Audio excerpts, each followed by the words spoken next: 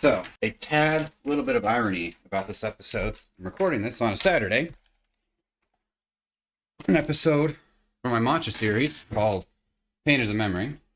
And the irony is yesterday, I hurt my ankle. So now I'm walking out on crutches talking about pain in a video. So, yay me, I guess. Whatever. Irony of my timing of everything aside. Thanks for joining me again, guys. I wanted to get back into the mantra series for a while since it's something that's meaningful to me. Having various, whether they're quotes or things I repeat or multiple things that have helped me in life. And some people I've been able to talk to, some other guys, when I share some of those, they've all, much of the time, they found benefit. That's why I wanted to start this. And Corell had been able to join me for the very first episode. It was very long, and the others shouldn't be nearly that long. But that's what I'm jumping in with here. Today I want to share what is probably chronologically the earliest one for me that I began using, and of course later evolved and laid the groundwork for many other mantras and quotes and other things that have kind of helped build me to who I am and helped me get through stuff. So before I dive into that and tell you the story that helped me discover this very first mantra, pain is a memory, I want to go a little bit more into just why I use the term mantra. I didn't have a chance to dive into this in the first episode. It's just a simple kind of catch-all way of saying it for me. A lot of the typical mantras you might have heard are, to me at least, a lot of them feel very cliche and shallow, empty. Sure, they're like good on the surface. Like maybe you've heard some of them where you're supposed to like look in the mirror and tell yourself like I'm confident or something like that you just repeat. But if you notice, both the one when I read the note cards I had in the previous episode with Corell and even the title of this one and other ones I will be talking about in the series, the ones I have are not pretty on the surface. They're often rough and feel heavy. And that's because I found those are the ones that have value. They have depth to them. They have weight. You don't just readily throw them at somebody. They're not like butterflies and flowers types of very easily happy, colorful things. It's almost like with lifting a heavy weight, you have to be properly braced and trained and ready. You can't just half-heartedly, without warming up, without thinking about it, go under a heavy barbell and just start going to town. Probably going to hurt yourself. You need to know how to brace properly. You need to be ready for it. And then that heavy weight is then able to make you stronger. If you're not braced for it, that heavy weight could in fact break you. So that is the common theme between everything I'm going to bring up in the mantra series. Whether there's something that actually could be repeated to yourself like a mantra, today is when you could use like that. When you're going through something tough or painful, whether physical or emotional, you could just repeat to yourself, pain is a memory, and look forward to the day when the pain you're feeling is nothing but a memory. Others may not work as one you can just readily repeat. Some are going to be quotes that I might have got from a movie or a book. Others are more a cornerstone to like a philosophy or how you understand life that you may not really want to keep repeating, but multiple other things tie to as your way through understanding life and filtering things. So I know maybe a little bit vague, but that's how I use the term for this series. And a lot of them that I will bring up won't necessarily be things you can just repeat like a normal mantra, but they fall under the umbrella for me. It's honestly a long enough intro. Let's get to the main story, or at least the story that started it all. So I was probably 16 or 17 or so, that kind of high school age. A friend of mine, I think he invited me out to help with some housework out back or something. It would, whatever it was we were gonna be outside in like the summer heat, like Texas or whatever. And so because we were a couple of young guys, we're obviously invincible and we don't need to worry about things like sunscreen. We didn't have like the cut off shirts and everything for however long we were working out in the sun and then like playing outdoors afterwards. So when I did finally get home, much to my surprise, I ended up having a sunburn. I don't remember the details about exactly how long the sunburn lasted, but what I do remember is the night all this came to a head, and I fully realized like this mantra of pain is a memory was one night during the recovery. I think when all the nerves began to heal, I was I was sleeping because that was the time of my life when I actually slept at night instead of worked at night. So at first, it was just like a singular, very powerful, overwhelming sensation that caused me like to jerk in the middle of my sleep because it was like on my shoulder or something. And then it would happen again and again, and started to wake up from it. They were getting more and more frequent. Eventually, I realized I wasn't going to be able to sleep at all. So I got up and decided I was going to try to distract myself as this kept happening by going and playing the computer. I do remember in particular, it was Mount and Blade Warband I was playing. Can't remember exactly what mod, but that was the game. And of course, it being like 2 or 3 a.m. when I got up, made noise and sounded odd. So it woke my mom up. She asked me why I was playing the computer in the middle of the night, explained the whole sunburn thing, which she obviously knew about. I still live with them at the time. She knew I went out. She might have had to drop me off or something. I can't remember if we had an extra car or whatever at the time. I don't remember those details. So she heard I was trying to distract myself from the sunburn hurting. She thought, okay. She went back to bed, continued trying to play the computer. It worked at first, but eventually it was too much. Even though the initial sensations I wouldn't have described as painful, they were just very overwhelming. They eventually became so frequent and consistent that you may as well just describe it as painful.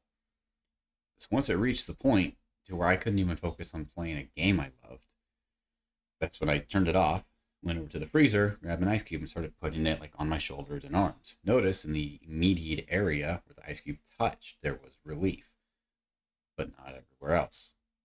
So I decided what I would do is go jump in the shower, a cold shower, and it actually worked for a while. And eventually got to a point where even the cold water wasn't enough to like numb and suppress the pain. And by that point, there was nothing else I could think of to do as the nerves were healing.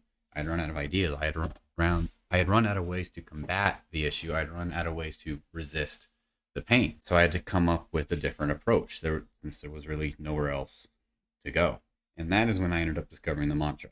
I realized and remembered then, this is not the first time I'd experienced pain.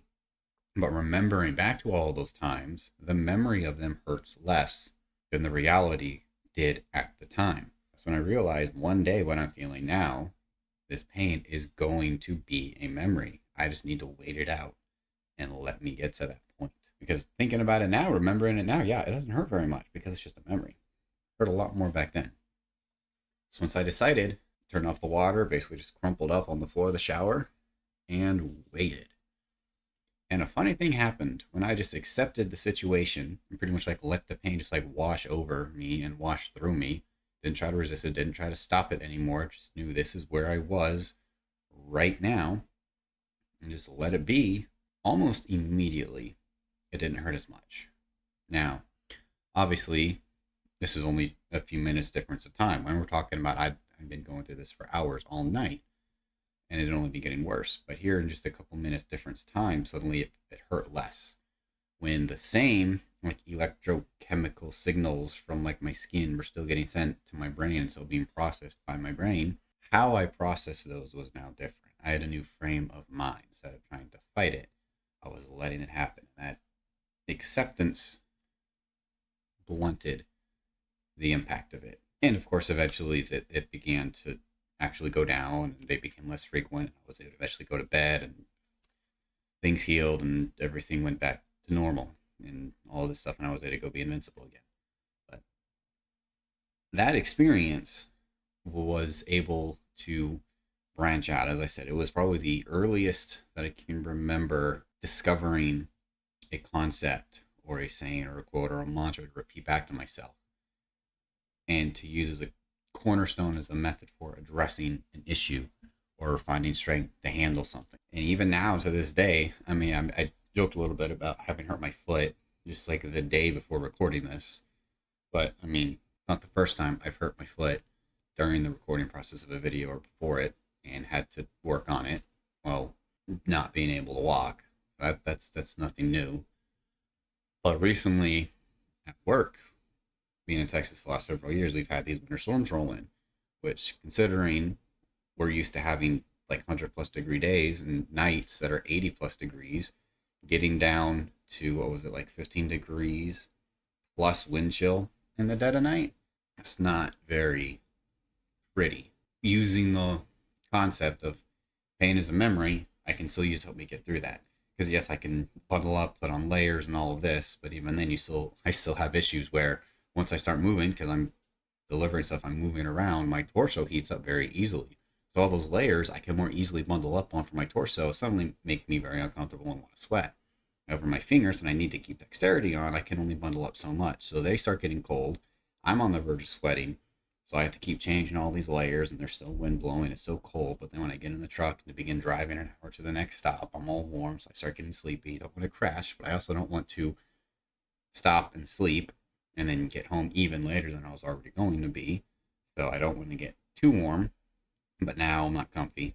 So I'm cranky because I'm cold. It's a whole mess.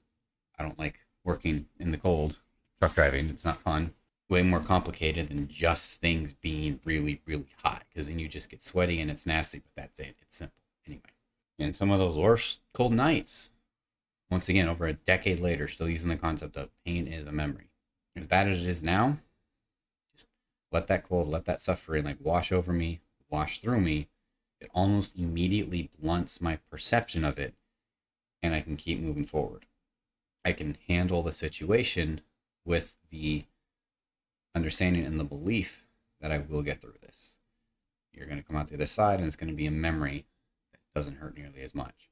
Still using that concept very regularly today. I've even realized you can expand that onto emotions as well, whether it's like anger, sadness, depression, whatever these other overwhelming emotions can be.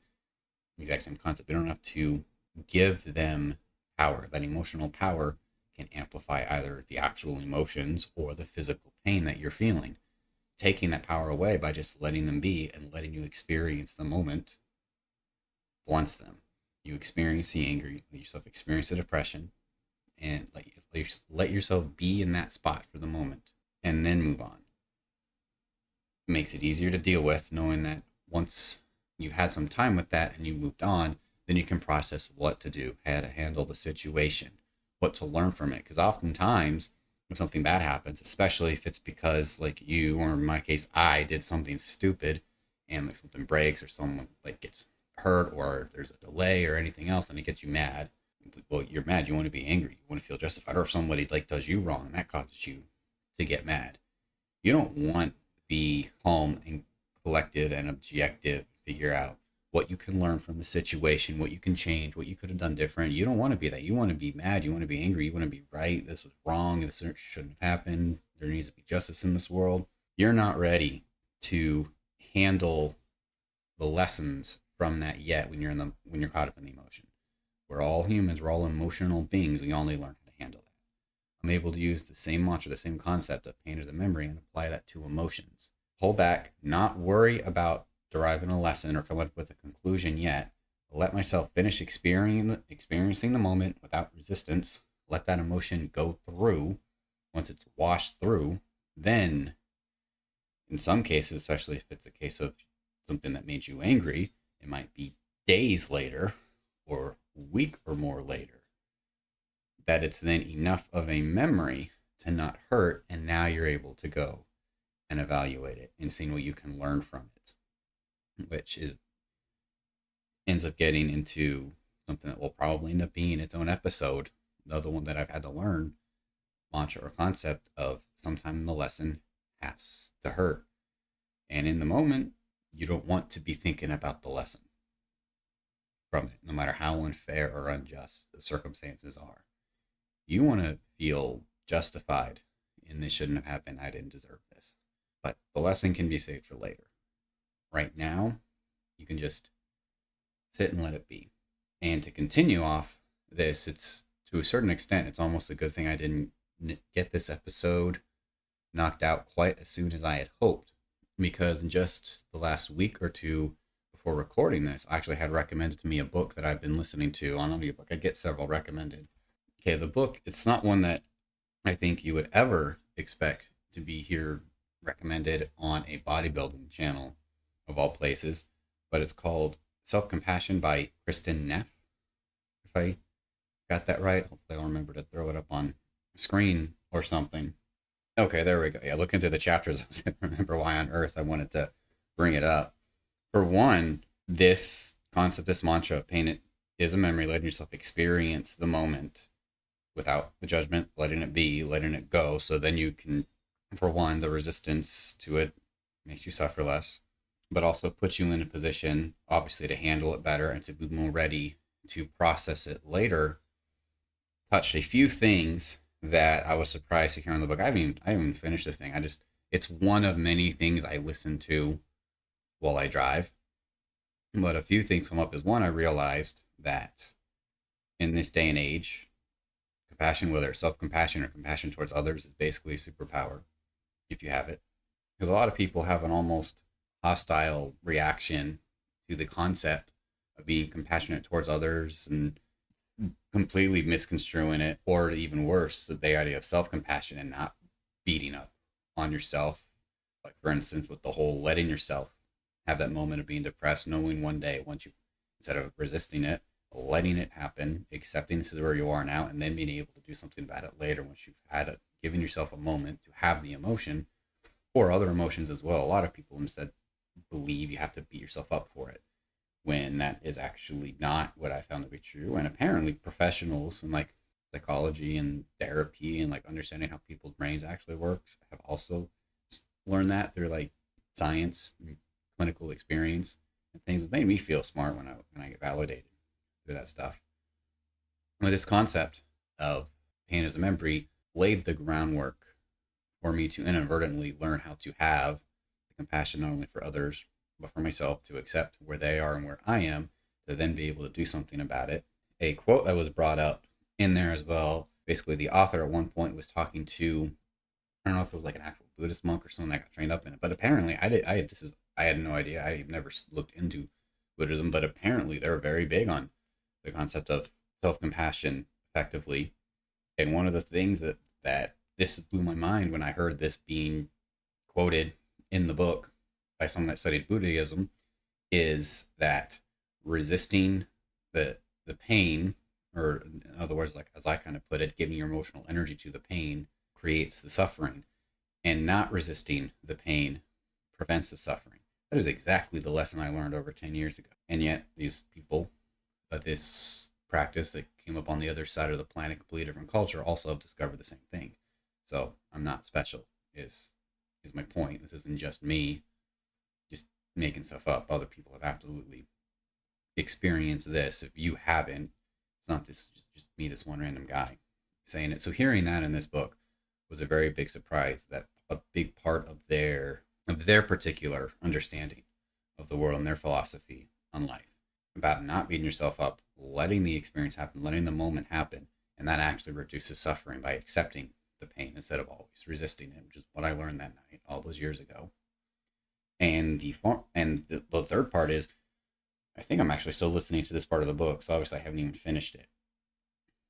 What is it? I'm currently on like the tail end of like part 2 of the book. Apparently it has 5 parts, so I'm not near done with this. But it's talking a lot about mindfulness, and that's simply being able to be aware and experience your thoughts and sensations without getting caught up in any of them, and without judging them. Just the awareness. I don't remember all the details and benefits they brought up about awareness, but apparently it's even been studied. And mindfulness, lots of benefits of reducing stress and anxiety and a host of other things. But when they started diving into the benefits of mindfulness and different type, and how it's one of the things taught in meditation, which there are lots of forms of meditation, including lifting, the being in your body and focusing on the sensations of your body and being aware of your body in the moment. That is a form of active meditation. One of the reasons I enjoy lifting so much. You're fully immersed in the moment and solely in the experience of now. That is a form of meditation. There's no extra thoughts about anything else. You're not getting caught up in anything. It's just now, it's just doing, it's just action. no thought. But here in this book, talking about the benefits of mindfulness and letting yourself experience judgment free, thought free, without getting caught up in it, in the emotions and the sensations of your moment, the benefits I can have. That's exactly what I learned that night. I stopped fighting it. I stopped judging the pain I was in, stopped wishing it didn't happen, thinking about how much I didn't like it, thinking about how much it hurt, how much I wanted to stop. I just decided this is, so I'll let it be. And then immediately, all of these benefits I'm hearing about over a decade later in this book, and I've heard it in other books and various other sources over the years I've read. This is just recent to me because, as I said, in the week leading up to finally deciding to sit down and make this, I was listening to this book because it was recommended to me. I'm hearing about these benefits again. It reminds me to things, to something like this that laid the groundwork all of these years. And when you can use that concept, being present, being mindful, not getting caught up in the emotions, in the pain, in the suffering, letting it be, that can put you in a position to better handle it and do things with life. It also makes it obviously able to better tolerate suffering and things, bad things that happen in your life, more accepting of the noise, of the chaos of life. Another one of the important things that I learned, that one of the things I like to make in the mantra series, some of them are concepts such as life is chaos. And the more you can have a wider acceptance of the noise of that chaos in your life, the easier it is to handle all the things that come by. The thought of, oh yeah, this is the type of thing that's supposed to happen. That's why even me busting, well, not busting, that's a little bit of an extreme term, got hurt in my foot a little bit, rolling with it. Fortunately, it's not very big. I think it's, as I understand, it's fairly minor. Hopefully by the end of this week, I should be all good to go. Hopefully I don't have to call off too much of work, because although I don't care a lot about money, money's helpful. Paychecks, or people go to work, jobs for paychecks for a reason, so I don't want to call off more than I have to. But it made me just not very concerned. Maybe realize, if anything, if I have to call off a day or two of work, there's more videos I can make. I enjoy doing these. It happened. There wasn't anything foreseeable I could have done to prevent it from happening. It was just a mistake, bad luck, whatever you want to call it, just some of the chaos. It happened. I'm not concerned. If it was worse, I'd roll with it. Once this is healed, and whatever repercussions happen from having like a reduced check, from having to call off work, one day all of those things are going to be a memory, and I'll look back and find out that I learned some more lessons from them, and that is what I can look forward to. That is what I can hold on to. I don't have to hold on to, in this case, what is actually relatively minor pain, or in the case of last week with our winter storm, brutal, windy, cold that got me home from work very late despite small deliveries and had me absolutely trash energy-wise. It's a memory now. And what I can do looking back is realize how much I've learned from the previous years and the winter storms. I was exceedingly more prepared for it previously, not only in practical ways of understanding how to drive, how to work, how to do the deliveries, what things to pack, what things to wear, what things not to wear, and lots of small other practical decisions and understandings to do, but also through having more tough experiences that I can pull from, so that I can have the faith in myself of knowing I'll be able to get through this. Plus, having had even more time to develop more of these mantras and philosophies and concept with which to draw my ability to handle it. So it still sucked. It's still, in the moment, I wasn't able to enjoy it, but I also had an easier time accepting it as well. I don't know what this is going to cut down to. We just hit on this raw file 28 minutes. So I don't really know. The episode 1 went on for well over 2.5 hours. I don't want to make these too excessively long if I don't have anything specific to share. And since this is the first kind of mantra I discovered, it's going to probably be referenced by others, and it's evolved into so many others as well.